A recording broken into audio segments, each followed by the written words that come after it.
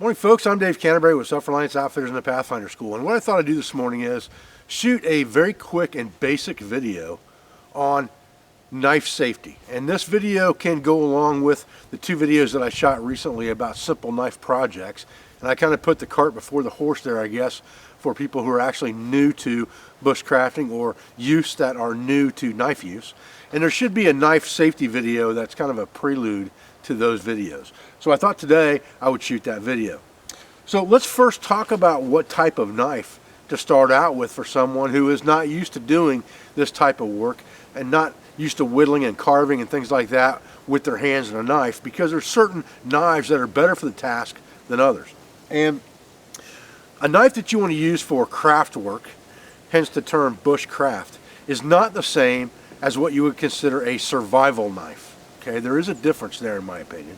And a crafting knife is something that has a smaller blade. When I say smaller, I'm talking probably 4 inches or less. It has a fairly thin blade as far as the blade width, and it also has a fairly narrow blade as far as the thickness of the material that blade is made from. It doesn't necessarily have to be full tang, because it may not be used as a survival knife. But it needs to be light in the hand, comfortable in the hand, and ergonomically comfortable for you to use, so that you can use it for extended periods of time, and it needs to hold a good sharp edge. And a couple knives that I could suggest to you really quick off the top of my head, if you wanted to get into a knife that was more of a survival slash bushcraft knife, or something that you may be able to use for more of an emergency tool if you needed to, because you didn't have a saw or an axe, you could go with something like the Pathfinder Scorpion. This is a 1/8 inch blade, so it has a fairly narrow blade width. It has a fairly narrow profile as far as the width goes, which makes it good for fine carving tasks. And it has a Scandinavian grind, and it has about a 4.5 inch blade. So this would be on the upper end of knives, I would say, would be good for crafting work. But it's a good all-around knife, and it is full tang with walnut handles. So it's a really good knife. It feels good in the hand ergonomically to me, and it's a very good knife for doing crafting type work. If you want to get into a lesser expensive knife to start your quest in bushcraft, there's nothing wrong with that. And there are plenty of knives out there, you know, for $20 or less, like Mora. And the Mora Companion is probably one of the better knives on the market for that right now, because it kind of fits in that niche of bushcraft. It's got the nice 4.5, 4 3/4 inch blade on it, Scandinavian grind, fairly thin blade thickness and width, and it's got a good ergonomically comfortable rubberized grip on it, a good heavy duty plastic sheath, and there's nothing wrong with the sheath right out of the box. I have modified mine somewhat in that I have a sail needle taped to the back of it. Part of my 5-tool rule is something that you can punch and lace fabric with, and then it also has just a rubber O-ring slid inside here on the belt loop area for more retention in the bush. There's no way that thing's ever going to get lost. But I've never had one of these fall out of the sheath without that retention either. So this Companion in carbon steel is a very, very good knife. Now, it doesn't really matter for crafting work whether you have stainless steel or whether you have carbon steel or whether you have laminated steel. Any of those will work. It's really a more a matter of personal preference for you. I know a lot of fine craftsmen that would rather have carbon steel because you can get a better edge on carbon steel, and it's easier to resharpen carbon steel than it is stainless.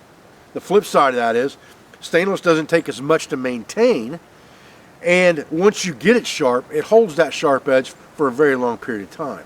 So there's schools of thought both directions for that, and I would say that for a crafting knife, whichever one you choose and works best for you is great. You could also go with something, especially if you're dealing with youth, you could go with something more along the lines of the 510 or 511 series Moras, which have a nice guard on them right here so that you can't slip up on the blade. They have a nice wide barrel grip on them, typical to a Mora. They have a nice, about a 4-inch blade on them with a really thin profile, nice Scandinavian grind. This is a really, really good crafting knife. In fact, it's one of my favorite crafting knives of the Mora line, and it's cheap. This thing is like 10, 12 bucks. Again, I've just put an O-ring on mine for extra security, but the versatility of these Mora sheaths, as far as how you can wear them, where you can put them, where you can stick them and stash them, makes them a very good choice for this kind of stuff. And for a beginner that doesn't have a lot of money, you know, more is definitely the way to go because they're inexpensive and they're a quality knife. All right, so we're going to use this knife in our demonstration today. And the first thing we're going to talk about, a couple things, is knife safety in general in your area and personally. Okay, the first two things that I teach my students, well, one of the first three things is, first of all, is how to grip the knife. And you grip the knife with a fist grip like you're holding a hammer or an axe.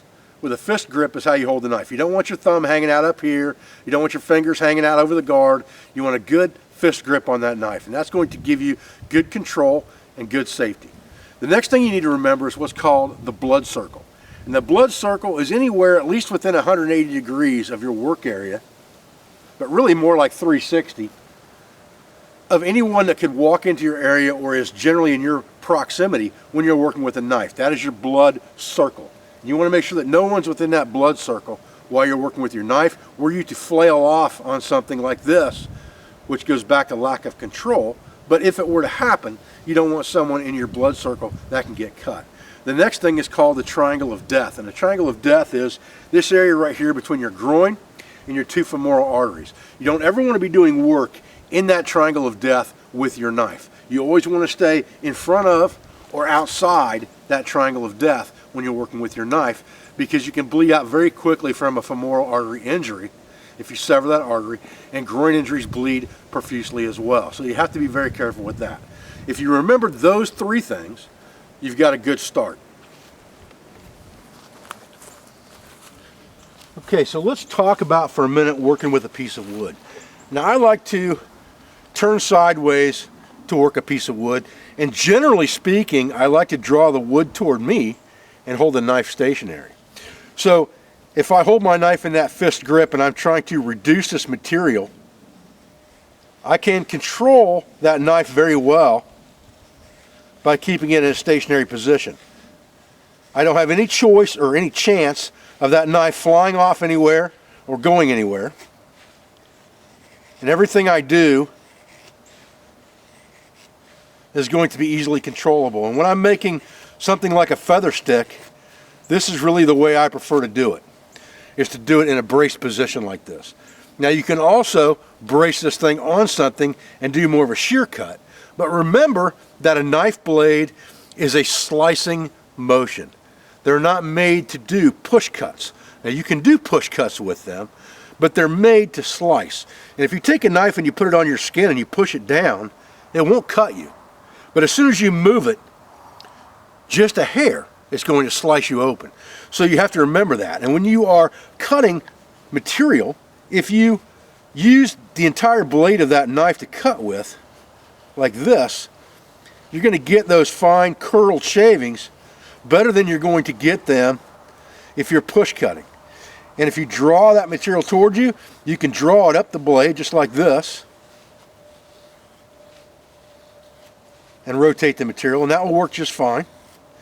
But any of this will work. Now, let's talk about just a push cut. A push cut is used to remove material. So if I'm going to push material off, that push cut straight down toward the ground is going to remove massive amounts of material fairly quickly. I can push cut that material off there to reduce this fairly quickly if I want to. Okay, now let's talk about what's called the knee lever type grip. And what you're going to do is you're going to put your leg up like this so that you're outside the triangle of death again. And you're going to hold the knife against your leg like this on the outside. So if you're right-handed, it would be on the other side. And then you can manipulate that wood towards you to either push cut or to do fine slicing motions by dragging it up the blade like this. Again, you're holding the knife stationary, so you don't have any chance of slipping off. I like anything that will hold the knife stationary when I'm using it. I would rather do that than to be doing this. If I'm doing this, I don't have control. I don't have even pressure. If I pull that material toward me, it gives me a more even pressure across the material. It gives me finer control to get smaller slices if I'm trying to do fine work. And it's much easier to do that than it is to try to hold this thing and move the knife to get those finer cuts. At least in this manner. If you're actually carving where you're cutting towards yourself, that's a whole different scenario when you're doing wood carving. Those are different than basic knife use. In basic knife use, you're not going to cut towards yourself most of the time. So being able to control that material to get those fine cuts and keep that blade in one particular spot is going to make things much more effective for you. And you'll be able to do the task easier than if you're trying to push the knife all the time. It's not really a whittling motion, it's manipulating the material. And you can do full-on push cuts the same way by pulling the material straight at the knife, just like this. And you can get those same results that you could get the other way, but you can do it with a knee lever. So you're holding the knife against your knee from a seated position, just like this. Okay? Okay, so the last cutting technique that I want to show you, as far as a basic beginner's cutting technique, is called the chest lever grip. And the chest lever grip, you're going to take that knife that you had all this time and you're going to turn it around 180 degrees in your hand like this. So now the blade is pointing towards you, all right? And you're going to hold it away from you like this. So you're going to turn the blade out.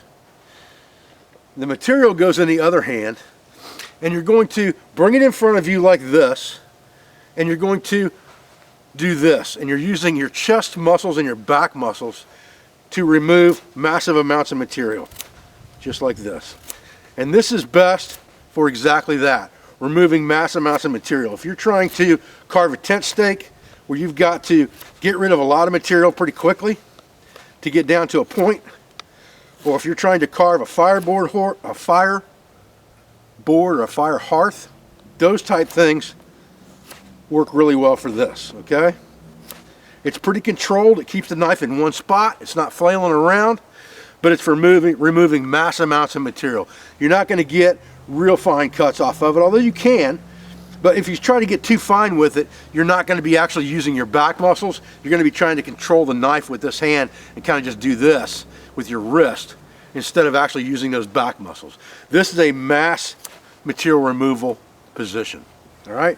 So that gives you 3 knife positions. You have the normal position of using the knife right here, right beside you outside the triangle of death.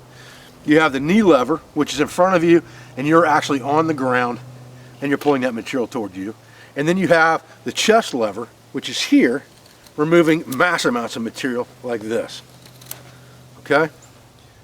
Okay, folks, well, I'm Dave Canterbury with Self-Reliance Outfitters in the Pathfinder School, and this has been part 1 of our simple knife safety series. I'll get a second part of this done as well that will cover a few other knife holding and knife cutting techniques as well. I appreciate your views. I appreciate your support. I thank you for everything you do for our school, for our family, and for our business, for all of our sponsors, instructors, affiliates, and friends. And I'll be back with another video as soon as I can. Thanks, guys.